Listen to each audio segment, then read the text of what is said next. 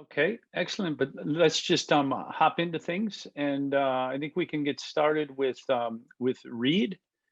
If you could just introduce yourself and tell a little bit about the work that you do and your organization. I've also made you a co-host, so if you did want to have anything that you wanted to share, you can do so. Great. Well, yeah, good morning and good afternoon to everyone. I am really excited to be here. I was reached out to by Lena, a couple months ago, and just learning more about the work of Bildung. I hadn't heard of the concept and since I guess since college social philosophy classes when All right. but it's cool to see it now, being embodied in contemporary society and the work that's happening in Europe. And so I'm just really grateful to be part of this conversation and talk about some of the high level ideas of community building from across the world. Of course, our organization is called Lead for America. So I think the opportunity to talk about this on an international stage is unique for us and just very much looking forward to the conversation. So just to be brief, my name is Reed Schaefer-Ray. I'm co-founder and COO of Lead for America. My background is I originally grew up in Norman, Oklahoma. For those who don't know, Oklahoma is a state in the middle of the country in the United States. It is a place with a lot of challenges, wonderful people, but very poor educational equity results. One of the worst states in terms of educational outcomes. Has the highest incarceration rate in the country and some of the highest incarceration rates in the entire world. Huge public health challenges. And so for me, when I was leaving high school, I always had thought about, this is a state with some serious problems and a place that I want to get back to, a place that I want to be able to, help the place that raised me and help give me such a great life. I want to come back and help address some of these larger challenges. So I actually went to college at Harvard University, and but I had always thought, okay, this is a way to get an education. This is a way to go back and help and do something bigger for my people. Yet when I was a senior in college, so many of my classmates who also were coming from all over the country, even the world, who also were excited about making the world a better place. So many of them ended up taking jobs in the biggest cities, in the biggest companies in the country, in the world, and doing work that was not going to be nearly as impactful for their communities as if they had just gone back home and started building there, whether it was in public service or starting a business or doing anything else.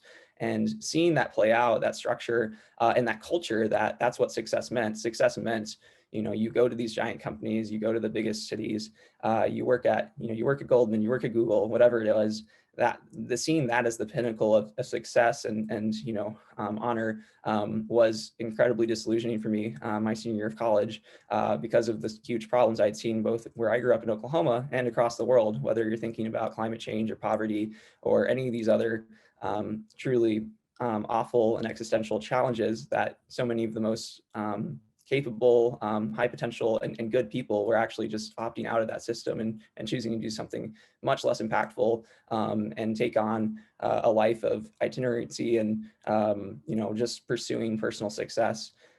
So I actually then wrote an article in my student newspaper about the structural brain drain issue that I saw, and that, if we're going to really be serious about tackling any of these tough challenges we see, we're going to need to start shifting this culture, and we're going to have to start building pathways for people really of all ages to start plugging in and doing the service work that's necessary and the entrepreneurial and innovation work that's necessary. So that was an article I wrote, which then led other young people to find my article. Actually, the CEO of LFA read my article on Facebook. He reached out to me, said, "Hey, I have this idea for this nonprofit to do exactly what you're talking about."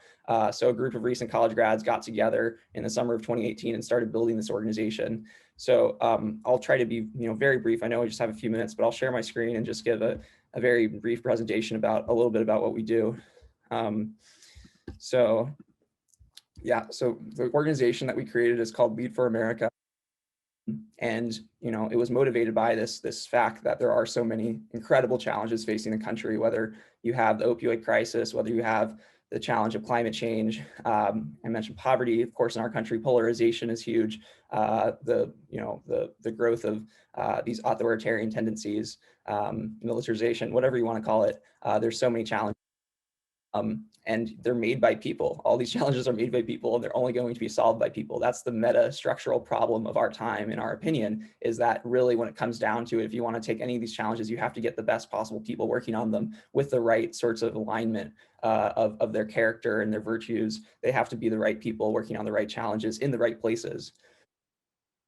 So that's the motivating factor here of wanting to create a dynamic, moral, and representative leadership in every corner of this country. So every community is deserving of that leadership, needs that leadership if we are going to rise together. And just say, you know, how are we trying to tackle that? I mean, I think there's a few motivating factors. One, which of course aligns so well with the Bildung idea, is that we need to work on the hyper-local level, because at least in the United States, that's where so much of the change really matters. It's about building locally relevant institutions. It's about working with your local government. It's about civil society. It's about just trying to make a difference. You know, whether you're a teacher, whether you're a nurse, whether you're a city councilor, this is where we know that the change really happens, and where so many people opt out because they don't think it's important, or they don't think it matters enough, or there's not enough money in it. So thinking about that, thinking about a collective impact approach, that you really need, you know, the private sector, the public sector, you know, the nonprofit sector, all of these are key to that growth. You know, there's of course a huge issue of equity in the United States around race, gender. The people who are in charge in local communities are very much not representative of the people who are most impacted most of the time, and that needs to change. And then lastly, you know, the public institutions in the United States have so much power that needs to be the foundational infrastructure that we build towards. We need to build stronger public institutions through stronger leadership, and have that leverage, you know, bigger. Around a bit here. So the fellowship, just in brief, is all about building a strong community for everyone through locally rooted, systems-oriented leadership. And what we mean by that is that right now we have a variety of programs, but our flagship program is a fellowship that has a 2-year paid full-time fellowship for people to return to their hometowns wherever they are in the country. So we find, you know, people, we have thousands of applications each year. We have about a 5% selection rate. So we're finding the most talented people, ages 21 to 30, usually have a college degree. They go back to their hometowns, wherever they might call that, and they start working on the toughest challenges facing their community through the project scopes that we've created with alongside the local government or nonprofit in their community. So just to name quick, I know I just have. So a couple fellows I just wanted to point out. One, her name is Shandine. She's going to be finishing her fellowship in July. Her story is that she is from Monument Valley in Utah, which is a town you probably haven't heard of. It's about 1,000 people. It's in Navajo Nation. There's very little running water, very little electricity, very little broadband, a very tough community to grow up in, high poverty rate. Shandine saw what was happening in her community, and she said, I want to do everything I can to get an education and come back, bring it back here, and change the lives of the people that I love so much. She then went to Duke University, and she got a great education. She then tried to go back to her community senior year of college, and she said, hey, I'm ready to come back. I want to serve. I want to, you know, help out. And her tribal elders told her that she was overqualified, that there was really nothing for her to do, and it was ridiculous for her to come back. So she, you know, said, how can I get home? There was no real way to get home. There was no money. There was no jobs. And our fellowship was able to raise some money, get her back to her community. She began working with her tribal council. And through that, she was able to create the community's first affordable housing plan. She was able to raise money by incorporating her community so they could raise taxes. She started a youth mentorship program for young girls and helping them understand the importance of their community and why they should stay.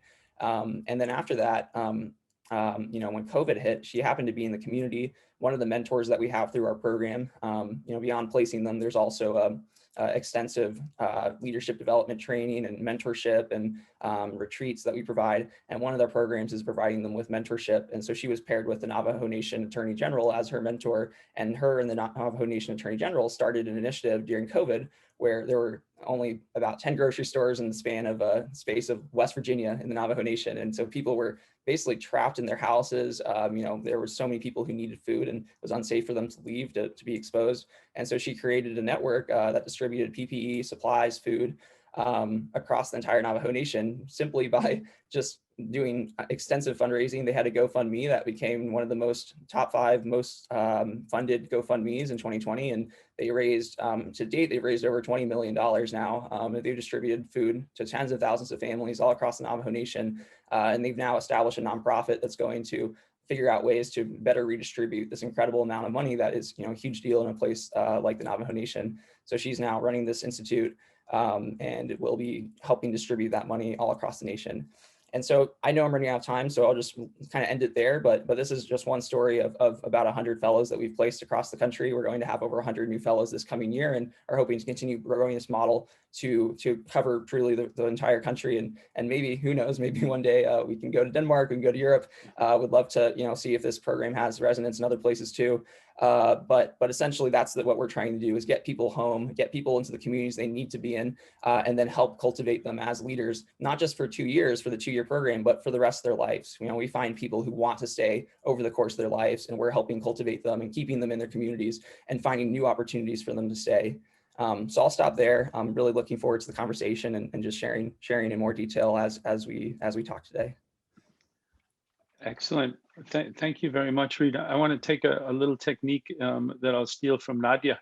And if we could all just take about 30 seconds and just take 30 seconds and reflect over some of the key takeaways that we had from Reed's presentation. Okay. Thanks again, Reed, and we're looking forward to continuing the discussion here later in the session. And I think with that, then we'll move on to Gretchen. For some of you who may have participated yesterday, you may have also seen her present the work that she's doing. Now we get another chance again. Or for those who didn't participate, this will be the first opportunity. So Gretchen, I'll leave it to you. Thank you. Yesterday in the Saturday presentation, I invited the participants to jump on a nonstop flight to North America. This flight is, the number is 1874, a coincidence that the Chautauqua movement was founded in the United States and Canada in 1874 as well. I found so many unique similarities to Chautauqua and Bildung as I started uncovering really what Bildung was all about. My name is Gretchen Cologne, and I live in Springfield, Missouri. And in the summer, I live in Lakeside, Chautauqua with my family. Chautauqua took root in my family in the 1940s as my grandfather started the tradition of going to a Chautauqua every summer. And lifelong learning was just rooted in my family's being and experience. And so Chautauqua just was a perfect place for doing just that. So he actually got off of a World War II ship and was just searching for this enriching and learning experience. And so I had the honor of serving Lakeside Chautauqua for 15 years as the Senior Vice President of Advancement in Communications and overseeing marketing. And now I'm serving as a nonprofit consultant across the Midwest. I want to start, I'm going to put up a map and invite you to jump in the car and drive across rural America so that we can experience some of these Chautauquas that are taking shape. So I'm going to share my screen here so that we can have a visual. So I'm going to start at Roman numeral 1 on the map, which is Akron, Ohio. And as I discussed yesterday in the presentation, Akron was where the Chautauqua movement concept just took root. It was in a United Methodist church where a bishop and a philanthropist came together, wanting to start something for Sunday school teachers so that they could go away in the summer and rest, renew, also learn new concepts, and really integrate this idea of the arts, religion, recreation, and education together in this eclectic lifelong learning mix. And so these two individuals traveled from Akron, Ohio, up to Roman numeral 2. And in Chautauqua, New York, or Jamestown, New York, Chautauqua Institution, which most of the Chautauquas call this the mothership. This was the first Chautauqua in the United States, where people started experiencing Chautauqua and traveling there. It really took root. Today, this organization is thriving. More than 170,000 people enter the grounds. And when you join the grounds, this calming experience comes over you, and you just open your soul, and you're ready to really learn and renew and refresh, and also be in community. There is a strong sense of community in each of these Chautauquas when you visit. I want to jump over to number 3 on the map, and this is approximately a 5-hour drive. And I've made this drive lots of times because as you work at different Chautauquas, you also want to experience different Chautauquas. And so over to number 3 is Lakeside Chautauqua. Lakeside Chautauqua was first founded as a camp meeting site, and it's located on just a beautiful peninsula that sits in Lake Erie, one of our Great Lakes in the United States. And if you can imagine, there is a dock that spans 600 feet into the lake, where steamers would land and empty the people so that they could experience the Chautauqua in the 1800s. Today, everyone drives by car from all over the United States. And this particular Chautauqua welcomes roughly 100,000 people onto the grounds each summer. I want to note that all of these Chautauquas have usually an auditorium that seats 2,000 to 4,000 people, where live performances and lectures take place. I think this is so exciting because it's not often that we are able to experience the live arts in the United States. And sometimes those are just in the larger towns. It doesn't seep into the smaller communities. And so these Chautauquas bring in about 75 cultural arts experiences every single summer, which is just truly spectacular. Individuals, again, mix this religion, arts, education, and recreation together into these amazing growing experiences for the individual. And then you're also growing in community, because we heard about the learning circles yesterday. I would compare them to those small little group discussions kind of take place within the Chautauqua communities, building community and just building connectivity between people as they learn and grow in their well-being. Let me jump over to number 4 on the map, and you'll see that number 4 is located in Chicago.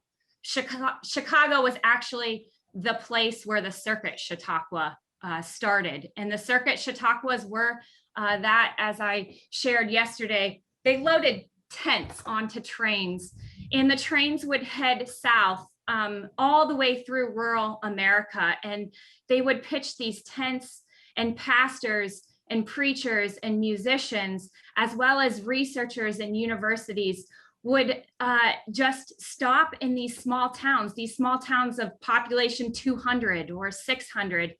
And the community would come together under these large tents in these lifelong learning experiences.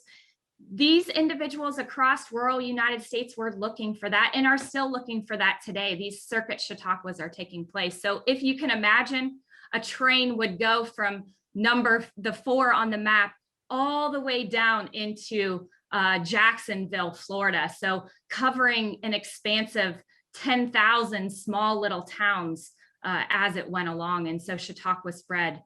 The Circuit Chautauquas also took another journey through Iowa, down through Missouri, over into Kansas, and down into Texas was another route that spread the Chautauqua movement in this concept of cultural arts and education.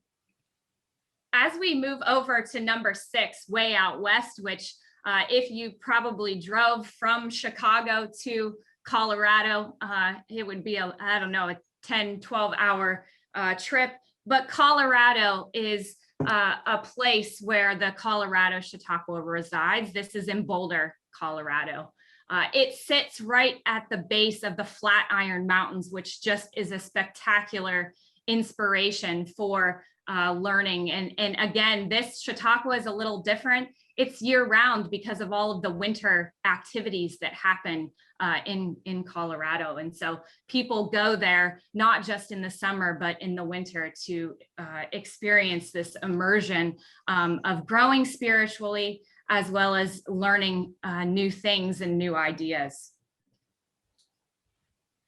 The last one that I want to just land on is the Waxahachie, Texas Chautauqua. This one is a little different. This auditorium in Waxahachie is a massive barn, a wood structure that still stands today. And the community comes together in Waxahachie for lectures and also live performances and just small little circles that they learn and thrive in Waxahachie over a week-long Chautauqua. Waxahachie is still thriving today, and just the community keeps on planning these amazing and spectacular experiences. Now that we've traveled across the United States, I shared yesterday that Bildung just fascinates me because there's so many similarities with Chautauqua.